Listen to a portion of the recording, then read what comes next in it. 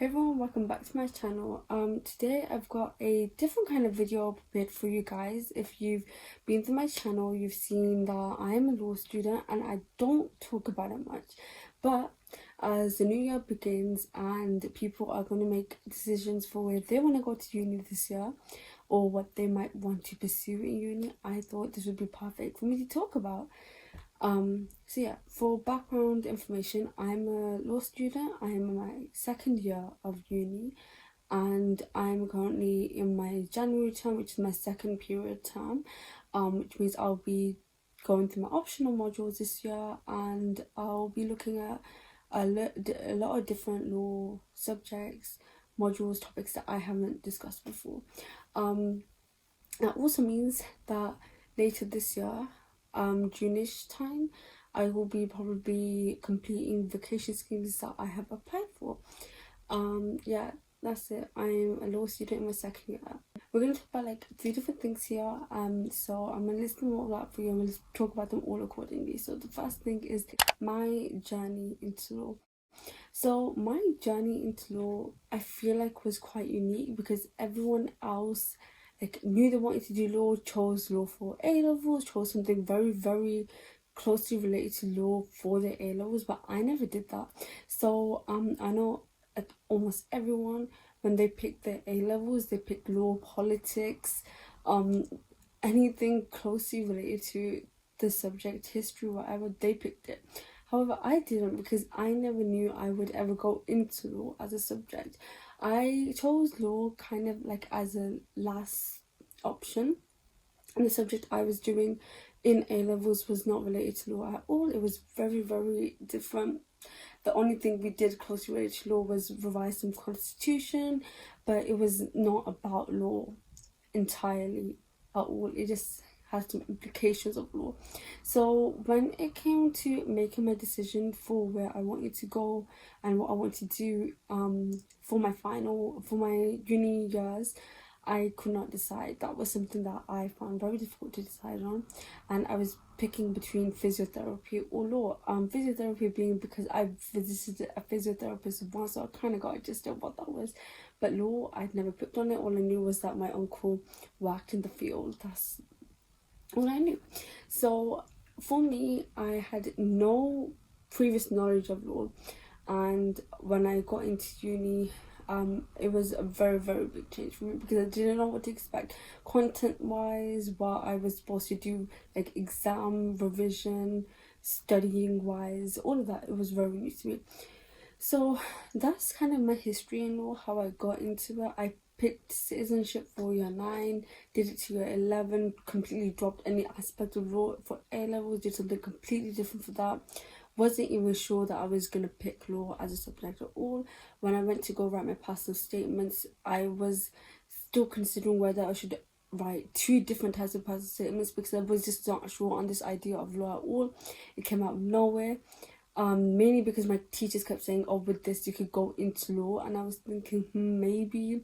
It literally came out of nowhere, and then it just so happens I wrote my personal statements for law and I got into law for uni. So that's my background. No legal knowledge, no like interest in law, and just suddenly she did it.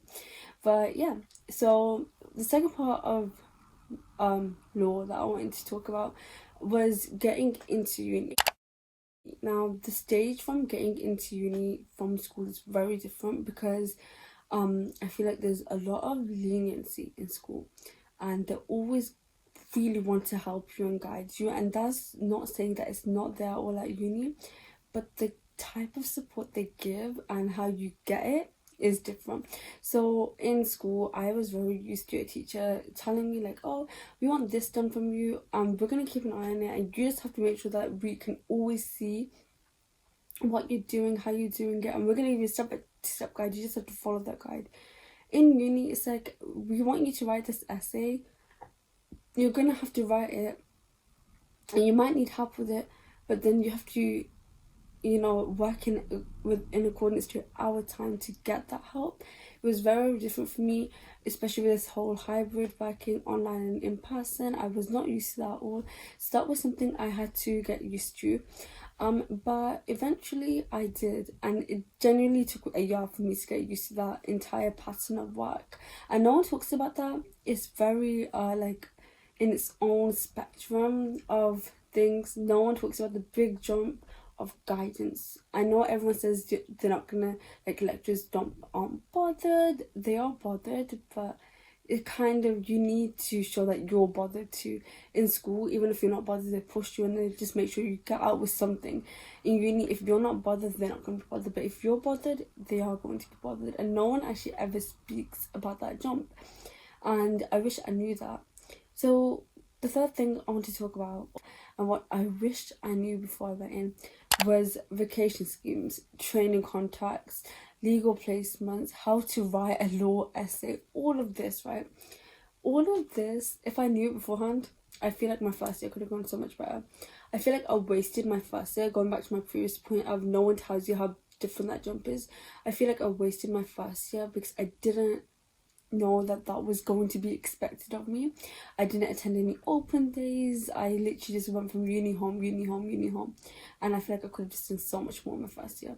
And that's what, like, no one told me about vacation schemes, no one told me about training contacts, no one told me about legal placements, open days, career fairs, none of it. So I'm gonna add a fourth point and make my law essays a separate point. But vacation schemes and training contracts, if you are going to apply for law, I'm just telling you now, you will have to apply for vacation schemes. The work experience that your school wants you to look for now, that's what you're going to do in uni. But under the title of vacation scheme, it's a 2-week, normally it's a 2-week experience to do with a law firm, and it's normally with a commercial law firm. So you really want to do your research into commercial law firms around you, what they do, who they are, their values, their purpose, what type of work they do in the legal sector. All commercial law firms want to know how much you know about commercial law, and you're gonna have to work really, really hard to show how well you know it. And then you also have to work really, really hard to show them how well you know their firm, their values, their purpose, how they work. It's very important, and that's gonna get you your legal vacation scheme. Legal vacation schemes open in like October time and close at the endish of January.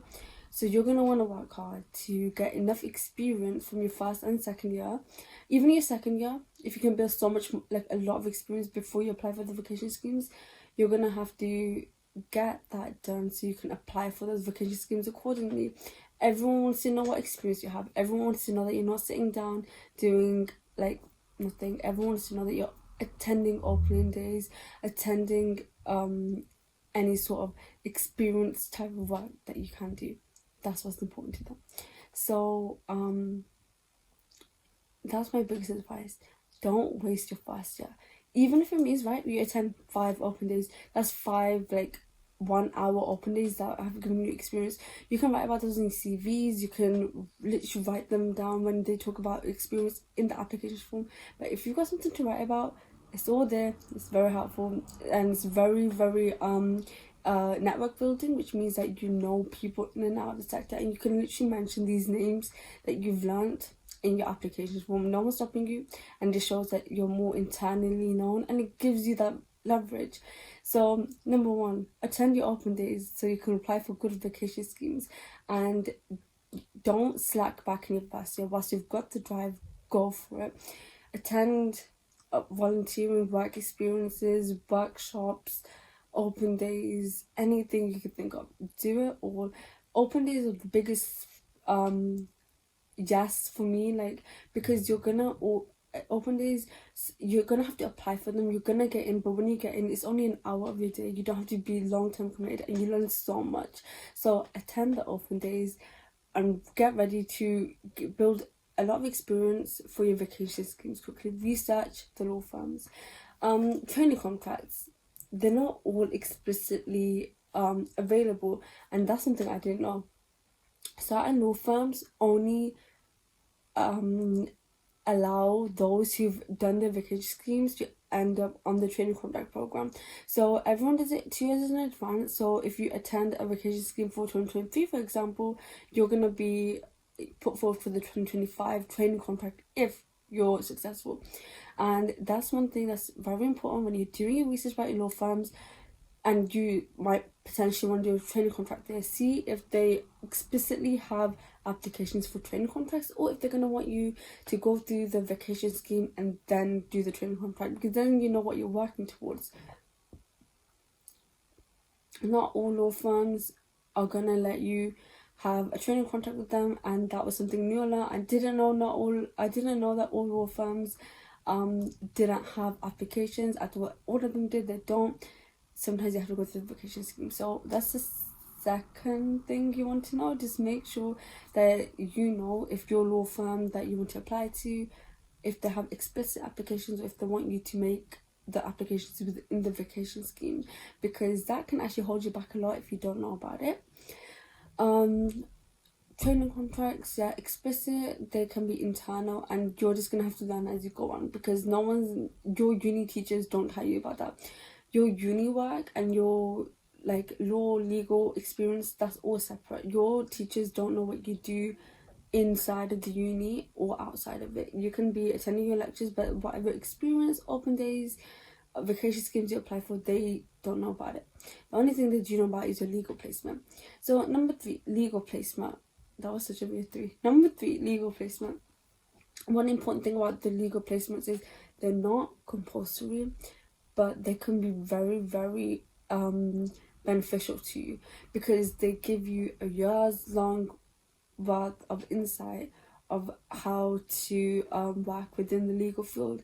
However, one thing I didn't know that you should definitely know if you're going to apply for law for uni, or even go into your legal placement, is that legal placements aren't always explicitly with a law firm. Now, somehow, I don't know if everyone has this impression, I was under the impression that legal placements were under a law firm. They're not always under a law firm. Some of them can be under a legal team for a company, and that's how you're going to gain your legal experience. So you're actually going to have to look for very versatile forms of legal experience for your placement, if that's something you're looking for. And you're going to want to make sure that you find the right legal placement. You know what you're applying for. It won't always be within a law firm. Don't get disheartened. Look for legal team placements, and you're going to be doing legal work, but just not in a law firm. You'll be part of a legal team, and sometimes you're even doing that within your training contract. So whatever suits you, but it's only a small, it's not a big deal, but I just felt like I should put that in there because I didn't know that. Okay, so number 4, final point of this video, how law essays are written. So like I said earlier in the video, I didn't go into law through the traditional, I did law in A-levels, and then I chose law. I did not. And for my A-levels, I didn't do an essay writing based subject either. So this made it very difficult for me when it came into my first year, because we started writing essays. Now, the way you're used to writing in A-levels, you're never going to write that way in university. And I learned that the hard way. You're not going to write that way. You write to the point, but analytically. That's the best way I could put it.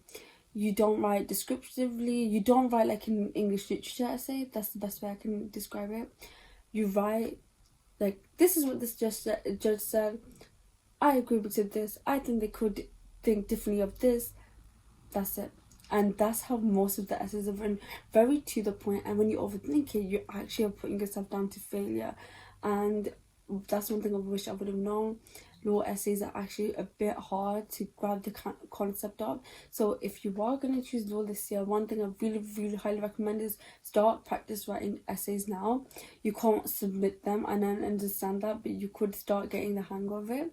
Just making sure that you're not writing like your previous essays, but write like a law student would, because law students actually write very different to your normal essays, and I did not know this, and kind of gave me a panic attack when I realized I'm not doing it right, even though it seems like I'm doing it right, because I'm so used to putting so much detail in my writing, and I realized that that's actually not the right detail I'm putting in. Put detail in, yes, but put the right detail in, because if you don't, you're wasting your time, and you've also got character and word limits, and you're also eradicating how much more you could write the right thing into your essay. So that's one thing you should definitely know about law essays. You need to make sure you're writing the right amount of detail on the right topic in your essays. Follow the word count perfectly, but with the right amount of explanation on the topic. Don't go too descriptive. Don't waffle on about the wrong thing, and be very, very analytical and quote the right things. And quote from your extra reading. That's one thing as well. You don't have to read your extra reading, okay? When you go into law, they're gonna want you to always do extra reading. Either they're gonna link the book, they're gonna want you to do research. You don't have to read an entire book, but what you do want to do is press Command F, and find your relevant information. What is it on that topic that you have to know? Find it, quote it, put aside. When the exam season comes, there are your quotes, and you're done. I myself am trying to perfect law essays. I hope you guys enjoyed this video. I thought it'd be great advice for other law students who want to go into law, and I hope you guys found this beneficial, and I will see you guys in my next video. Thank you so much for watching. I'll see you later. Bye. I've been wanting the same